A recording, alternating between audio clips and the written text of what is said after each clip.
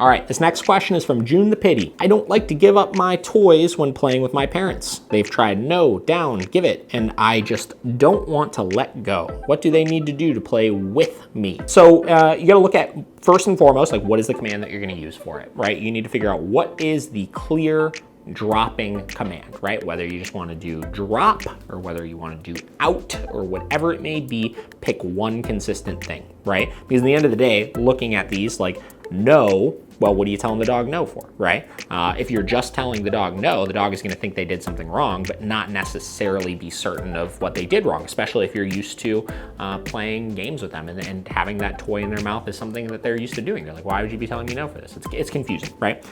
Down, right? Down's an obedience command, right? So if they lay down, that doesn't mean that they're going to drop that toy as well.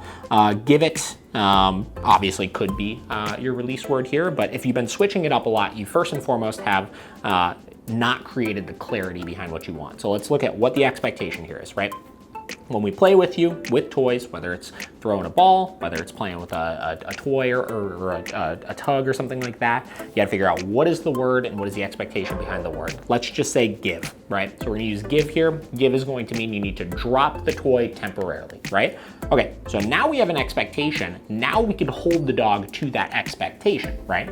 And I will do this with a balance of obviously corrections as well as rewards, right? So you're already playing a game, so you already have the reward aspect. That toy is a reinforcer, right? So now we need to add the correction into the mix here. So you're gonna give your give command, you're gonna have your e-collar set at a high enough level that's gonna get them to drop that or spit out whatever is in their mouth when you hit it. It may need to be pretty high the first couple of times.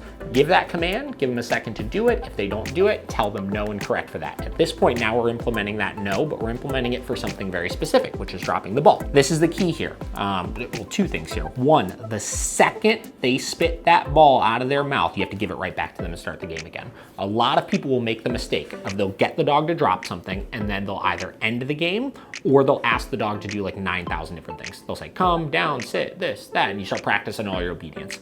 Well, what reinforcement is there for the dog to spit it out then, right? If you're gonna ask them to do 9,000 different things, you're creating more work when they drop that toy, right? So initially, while you're training the command, you wanna reward right away for spitting that ball out. Ball comes out of your mouth, good, throw, right? Ball comes out of your mouth, good, throw, right? That way the dog starts to realize the quicker they let that thing out of their mouth, the quicker the game starts again. That mixed with the correction. Now the other kind of thing here that you gotta keep in mind, right? If you start adding corrections into this, which inevitably you're gonna have to early on, right?